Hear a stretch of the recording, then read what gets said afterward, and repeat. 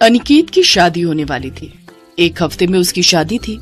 College life से वो एक ही लड़की से प्यार करता आ रहा था। उस लड़की का नाम श्वेता था और श्वेता से ही अनिकेत की शादी तय हो गई थी। अनिकेत और श्वेता बहुत खुश थे। दो प्यार करने वाले शादी के अटूट बंधन में बंध जाएं, इससे अच्छा और क्या ही हो सकता है। लेकिन हर परिवार में टांग अड़ाने वाला कोई ना कोई होता ही है और ज्यादातर वो कोई औरत होती है, जैसे कि अनिकेत की बुआ शेफाली। शादी के एक हफ्ते पहले शेफाली मायके आ गई, वो भी अपने 10 साल के शैतान बेटे के साथ, और आते ही आग लगाना शुरू कर दिया। ये क्या सुन रही हो अनिकेत, तू दहेज नहीं लेगा? नहीं बुआ, दहेज लेना कानून की नजरों में जुर्म है और वैसे भी मैं दहेज प्रथा के खिलाफ हूँ। आए हाय, देखो भैया, देखो तो लड़के ने थोड़ा पढ़ क्या लिया, अब हमारे संस्कार को ठुकरा रहा है। अनीता की बुआ पुराने जमाने की इंसान थी, उसके ख्याल भी पुराने थे। लेकिन अनिकेत पढ़ा लिखा था, उसने अपने माता पिता को भी समझा लिया था। शादी की जब बात चल रही थी तब अनिकेत ने अपने पिता से कहा था, माँ बाबा, आप लोग श्वेता के माता पिता से दहेज की बात नहीं करोगे, मुझसे वादा करो। अनिकेत की माँ केतकी ने कहा, ठीक है बेटा, तू जैसा कहे, आखिरकार शादी तो तेरी ही है।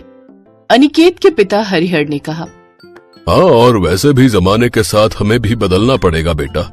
अनिकेत के माता पिता समझदार थे, लेकिन उसकी बुआ शेफाली समझना चाहती ही नहीं थी। ऊपर से उसका बदमाश बेटा गुड्डू भी आ गया था। उसने अनिकेत से कहा, भैया, क्या आप मुफ्त की चीजें ठुकरा रहे हो? मैं तो भर भर के दहेज लूंगा अपनी शादी में।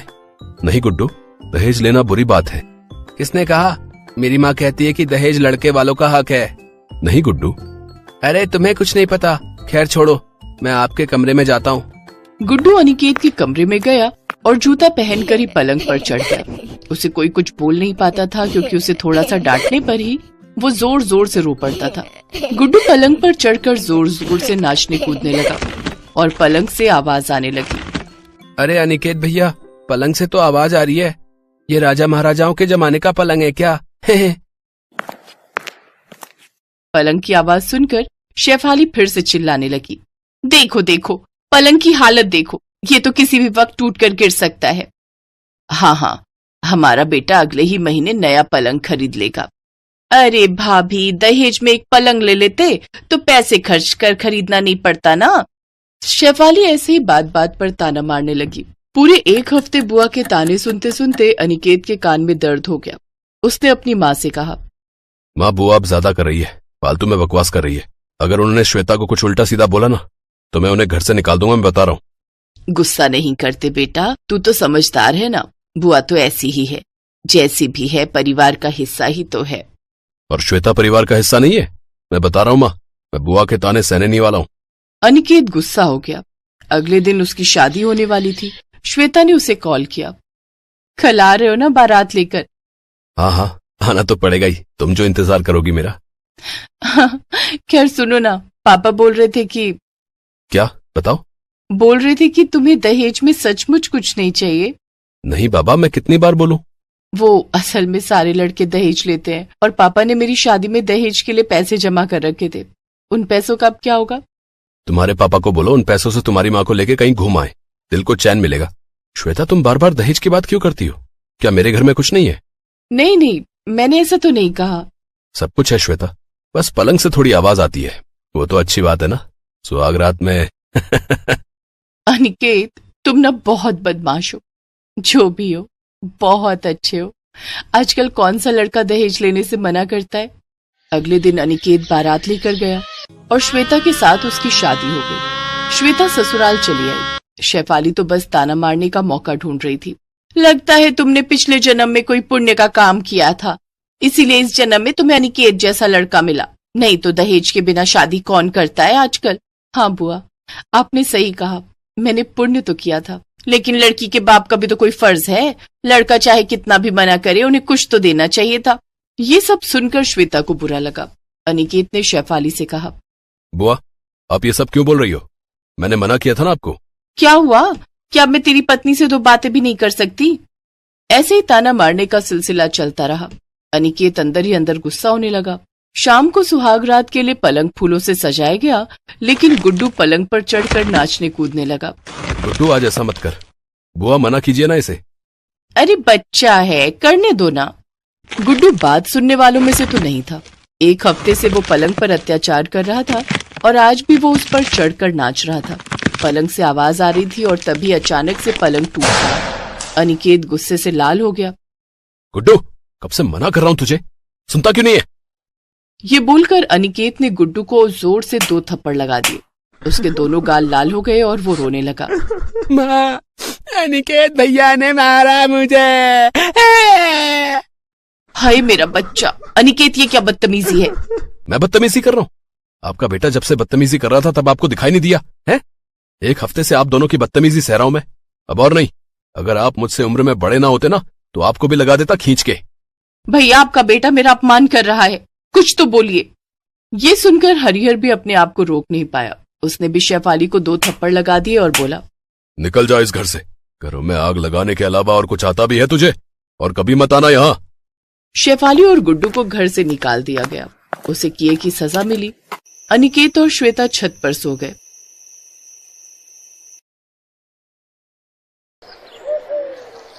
सीमा और मोहित दोनों जॉब वाले थे। काफी समय बाद सीमा का ऑफिस ऑफलाइन स्टार्ट हुआ था, इसलिए वो सुबह 9 बजे ही निकल जाती थी और शाम को 7 बजे घर लौटती थी। पर मोहित का ऑफिस ऑनलाइन ही था। वर्क फ्रॉम होम की वजह से मोहित ऐसा नहीं था कि लेट उठे। वो भी सीमा के साथ जल्दी उठकर उसकी काफी हेल्प करवा देता था। कुल मिलाकर उनकी लाइफ छोटी छोटी खुशियों से भरी हुई थी। माय स्वीट स्वीट वाइफ, बेटी तैयार है। अरे आज तो मुझे उठने में बहुत देर हो गई, 7 बज गए। मोहित, तुम मेरा कितना ख्याल रखते हो। मैं बहुत लकी हूँ कि मुझे तुम जैसा हस्बैंड मिला जो मुझे इतना प्यार करता है, मेरा इतना ख्याल रखता है। अरे लकी तो मैं हूँ जो तुम मुझे मिली। तुम भी तो कितनी मेहनत करती हो और तुम भी मेरा बहुत ख्याल रखती हो। चाय तो तुमने बहुत टेस्टी बनाई है। अच्छा, मैं जल्दी से किचन में जाकर तुम्हारा और अपना नाश्ता बनाकर पैक कर लेती हूँ। और हाँ, ऐसा मत करना कि ऑफिस मीटिंग में लग जाओ और खाना टाइम पर ना खाओ। हाँ, खा लूंगा, टेंशन मत लो। चलो, मैं तुम्हारे साथ थोड़ी हेल्प करवाता हूँ। इस तरह सीमा और मोहित की लाइफ मिलजुल कर बीत रही थी। दोनों एक दूसरे के बारे में बहुत सोचते थे और एक दूसरे की बहुत परवाह करते थे। एक दिन सीमा के ऑफिस जाने के बाद मोहित जैसे ही अपने दरवाजा बंद करने लगा तभी, जी नमस्ते, मेरा नाम शालिनी है। मैं अपनी मम्मी के साथ 2 दिन पहले ही यहाँ आपके पड़ोस में रहने आई हूँ। मुझे यहाँ का मार्केट नहीं पता। घर में चीनी खत्म हो गई थी, अगर मुझे थोड़ी सी चीनी मिल जाती तो। ओह, क्यों नहीं, प्लीज वेलकम। आप बैठिए, मैं किचन से लेकर आता हूँ।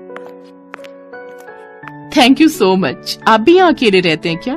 नहीं, मैं और मेरी वाइफ रहते हैं। वो अभी ऑफिस गई है। मेरा वर्क फ्रॉम होम है, इसलिए मैं घर से ही काम करता हूँ। अच्छा, एक बार फिर से बहुत बहुत शुक्रिया। कोई बात नहीं, अगर किसी और चीज की जरूरत हो तो आप मुझे बता दीजिएगा। वैसे मार्केट पीछे कॉलोनी के बाहर निकलते ही है, वहाँ आपको शॉप्स पर सब कुछ मिल जाएगा। ओह थैंक यू, आप जैसे इतने अच्छे पड़ोसी हैं, फिर तो हमें कोई परेशानी ही नहीं होगी। अगले दिन जब सीमा ऑफिस के लिए निकली तो शालिनी ने देखा मोहित घर लॉक करके कहीं जा रहा है। नमस्ते मोहित जी, आप कहीं जा रहे हैं क्या?